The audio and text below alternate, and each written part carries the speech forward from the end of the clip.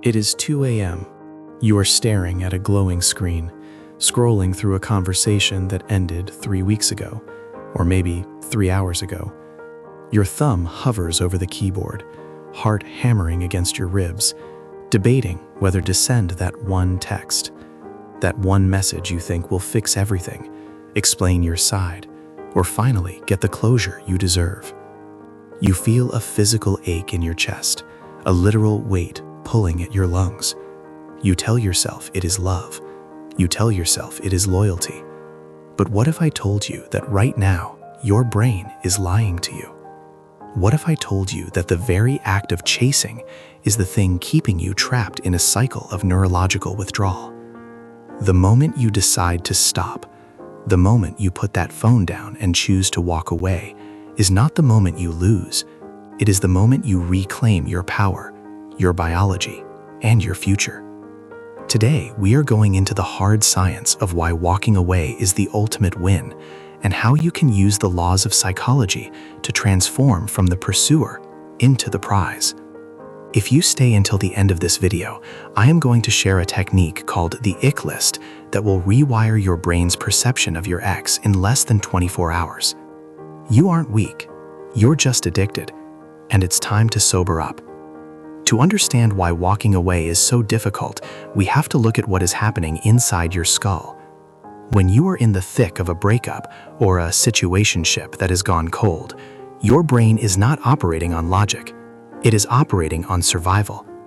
Neuroscientists at the University of Michigan found that when humans experience social rejection, the brain activates the same regions, the secondary somatosensory cortex and the dorsal posterior insula, that light up when you experience physical pain. When you say, "My heart hurts," your brain doesn't see a metaphor, it sees a broken leg. But it's actually more complicated than a physical injury. Being rejected by someone you've bonded with triggers a withdrawal syndrome almost identical to someone trying to quit heroin or cocaine. Think about it. During the high of the relationship, you were receiving hits of dopamine and oxytocin. You were addicted to the validation, the touch, and the connection. Now that it's gone, your brain is screaming for a fix. This is why you stalk their Instagram, why you check their active status, and why you find yourself driving past their house. Every time you see their face or get a breadcrumb of a text, you get a tiny, microscopic hit of dopamine, followed by a massive crash of cortisol, the stress hormone. You aren't chasing a person, you are chasing a chemical stabilization. But here is the hard truth. Every time you chase, you are signaling to your brain that your survival depends on that person. You are reinforcing the addiction. Walking away is the only way to break the chemical loop. It is the beginning of a neurological detox. The biggest trap we fall into during this withdrawal phase is something psychologists call idealization, or the halo effect. When we lose someone, our memory becomes a master of propaganda. Your brain begins to Photoshop your memories. It filters out the times they ignored your calls, the times they made you feel small, and the way they never showed up when you needed them. Instead, it plays a 24/7 highlight reel of the best moments, the first date, the way they laughed, that one perfect Sunday morning. You begin to believe you've lost a soulmate, when in reality, you've lost a person who wasn't choosing you. This is where you need to implement a strategy I call the ick list. You see, the human brain has a natural negativity bias, but during a breakup, that bias gets flipped towards yourself. You think, "What's wrong with me?" You need to flip it back toward them. I want you to open the Notes app on your phone right now. I want you to list every single thing that person did that made you feel less than. Every time they were rude to a waiter, every time they forgot a birthday, every time they had bad breath in the morning, or every time they made a joke at your expense. Write down the icks, those small, cringy, or genuinely toxic traits you've been ignoring. The next time your brain tries to play the highlight reel, you open that ick list and you read it out loud. You are manually overriding the idealization trap. You are teaching your brain to see the raw footage instead of the edited movie. Now, let's talk about the cultural landscape we are living in. If you are between 18 and 44, you are navigating the era of ghosting, situationships, and breadcrumbing. These aren't just annoying dating trends, they are psychological warfare. In a world of infinite scrolls and endless options, human beings have become devalued in the digital marketplace. When someone ghosts you or keeps you in a situationship, they are exercising a form of intermittent reinforcement. This is the same psychological tactic used by slot machines. If you won every time you pulled the lever, you'd get bored. But because you only win sometimes, you stay glued to the machine for hours. You are being played by a human slot machine. Walking away is the only way to win a game that is rigged against you. In social psychology, there is a concept known as the law of least interest. It states that in any relationship, the person who is least invested in the continuation of the relationship holds the most power. This might sound cynical, but it is a fundamental truth of human dynamics. When you chase, you are screaming to the other person and to the world that your social currency is lower than theirs. You are saying, I need you more than you need me. This creates a massive power imbalance that kills attraction. Attraction cannot exist without respect, and respect cannot exist where there is a lack of boundaries. By choosing the no contact rule, you are performing a strategic retreat. No contact isn't a game to get them back, it is a strategy to get yourself back. But a funny thing happens when you stop chasing. The scarcity principle kicks in. When you are constantly available, constantly texting, and constantly there, your value in their mind plateaus or drops. You are a commodity. But the moment you vanish, the moment you stop liking their photos, stop responding to their breadcrumbs, and stop seeking their validation, you become a mystery. You become scarce. For the first time, they are forced to sit with the consequences of their actions. They are forced to feel the void where your energy used to be. You have shifted the sunk cost fallacy. They've already invested time in you, and suddenly that investment is gone. This is often the point where people who ignored you suddenly come crawling back. But by the time they do, you should be so far along in your journey that you don't even care anymore. If you're finding value in this breakdown of the chase, take a second to hit the like button and subscribe. It tells the algorithm that this kind of deep dive psychological content matters, and it helps me keep providing these hard truths for you. Now, let's get into the most important part, the transition from the chaser to the leader. The ultimate revenge, and I use that word carefully, is not a mean text. It's not posting a fake happy photo. It's not trying to make them jealous.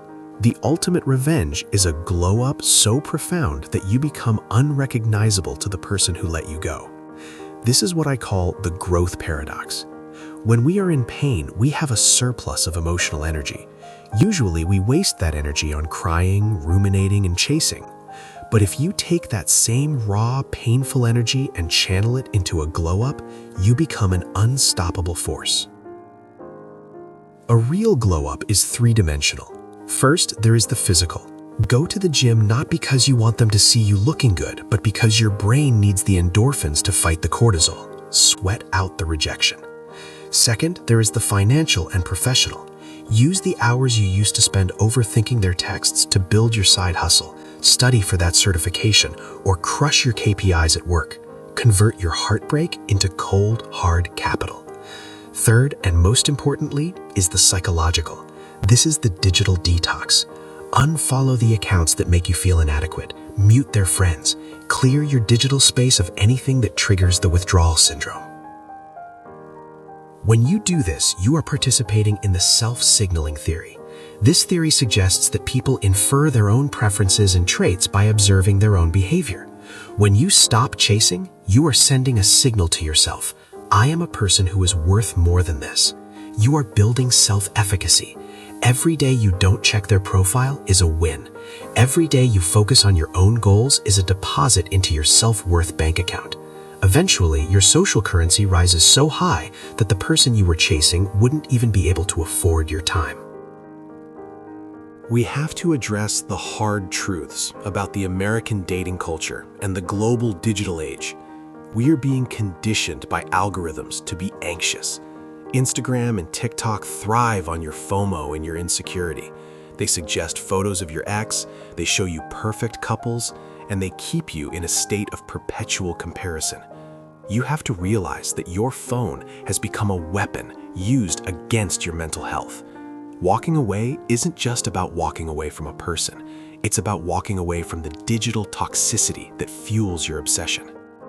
The no contact rule is your marketing strategy. In marketing, if a product is always on sale, people think it's cheap. If a product is limited edition or sold out, everyone wants it.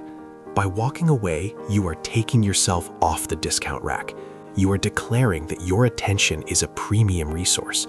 You are not ghosting to be cruel. You are protecting your peace of mind. You are realizing that your total addressable market is much larger than just one person who doesn't see your value. There are billions of people on this planet. Statistically, the idea that only one person can make you happy is a mathematical impossibility. It's a myth sold to us by movies and pop songs to keep us consuming. As we wrap this up, I want to give you a challenge. If you are ready to stop the cycle, if you are ready to reclaim your identity and your energy, I want you to make a public declaration. Not for them, but for you. Go down to the comments right now and type, "I chose me."